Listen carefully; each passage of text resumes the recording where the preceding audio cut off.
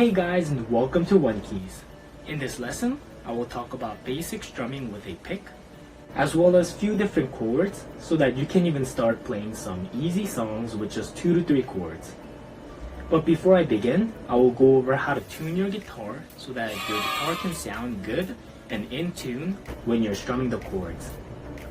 But if you already know how to tune your guitar, or if your guitar is already in tune, feel free to skip this part of the video and move on to learning the chords. So now, let's get right into the lesson.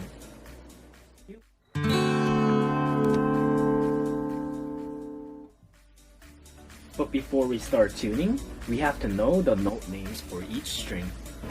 So going from the 6th string to the 1st string, the notes are E, A, D, G, B, and E. Now, those notes may be hard to remember in the beginning, but there are mnemonics that can help you to remember them.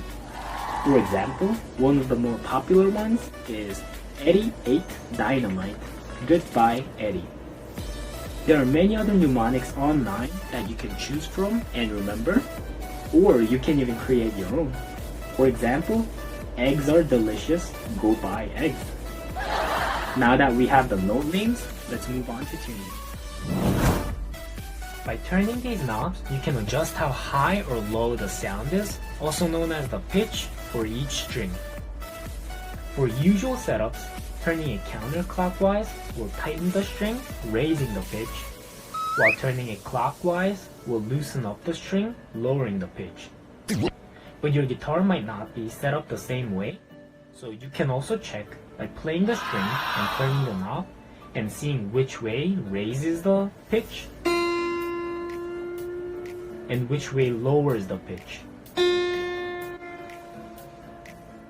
I have a tuner here that I can tune my guitar with, but if you don't have a separate tuner, you can also download a tuner app on your phone, and they may all look different, but they will have the same function with a note name written as well as a needle pointing at which pitch your string is currently on. So now let's try to tune the 6th string.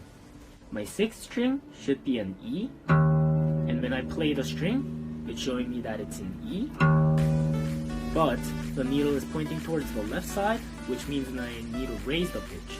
So I will turn the knob very slowly,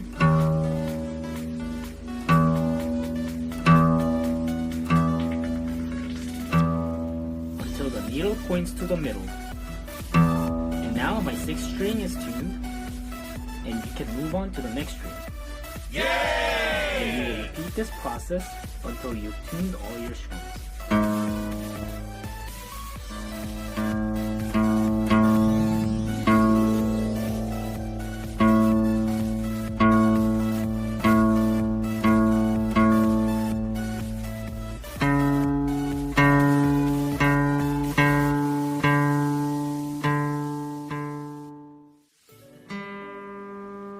Over here, my needle is pointing to the right side, which means that it's too high and I need to lower the pitch.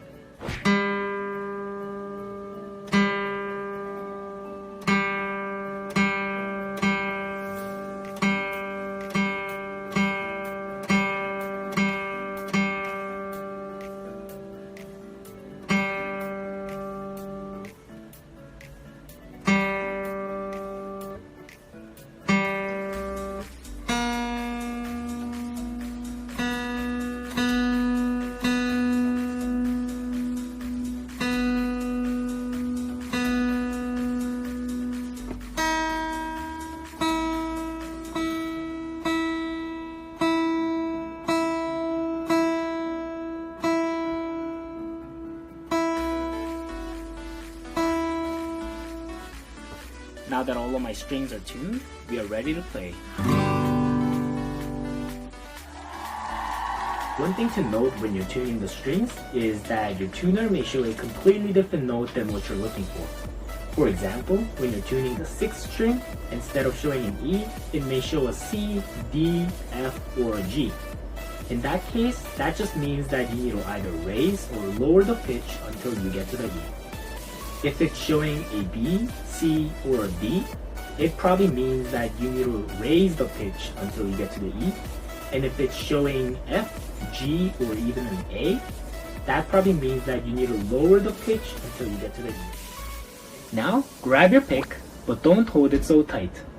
You want to hold the pick just hard enough for it to not fall out from between your fingers. When you're strumming the strings down, you want to let it glide across the strings. If you hold the pick too tight and have it rigid against the strings, not only will it make it harder for the pick to go through the strings, but it'll sound terrible. Have it rigid. Going down the strings is called a down strum, and going up the strings is called an up strum. And for down strums, you'll either want to hit all of the strings, or just the bass strings, which are the 6th, 5th, and the 4th strings. And for up strums, you don't want to hit all the strings, but rather hit only from the 1st to 3rd or the 4th string. How you can practice is just going down and up the strings, but focusing on hitting all the strings when you're going down, and coming up, but only hitting only 3 or 4 of the strings.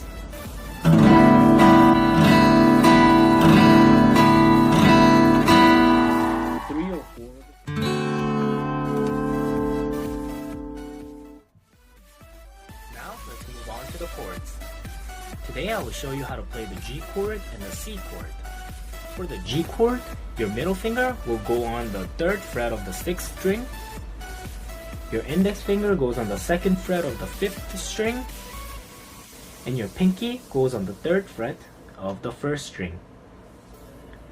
Now if you have the fingers on the frets, it should sound like this.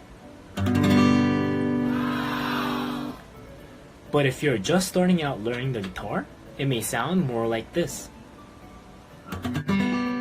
Now there could be a few reasons why that's happening, and the first reason might just be that you're not pressing hard enough on the strings. The strings need to be pressed with enough force so that they can make a good sound. But if you don't press hard enough, it'll just mute out the string, making it sound like this. The second reason might be that your finger is touching another string. How you could prevent that is have this part of your fingers bent so that your fingers are positioned in a way where it's only touching the string that it's pressing down on. And the third reason might be that your fingers are not just before the metal bar. So make sure your fingers are pressing down on the frets just behind the metal bars. So now that we learned the G chord, let's move on to the C chord. For the C chord, you will place your ring finger on the 3rd fret of the 5th string.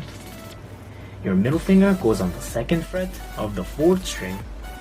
And your index finger goes on the 1st fret of the 2nd string. And when you add those fingers on the frets, it should sound like this.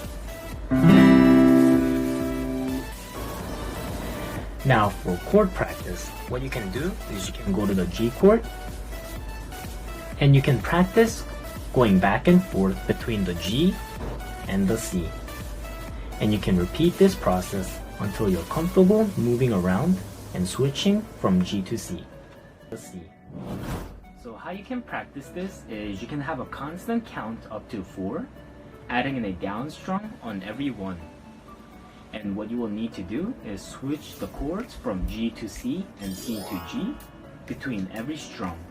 For example, go to the G chord, 1, 2, 3, 4, 1, 2, 3, 4, 1, 2, switch, 4, 1, 2, switch, 4.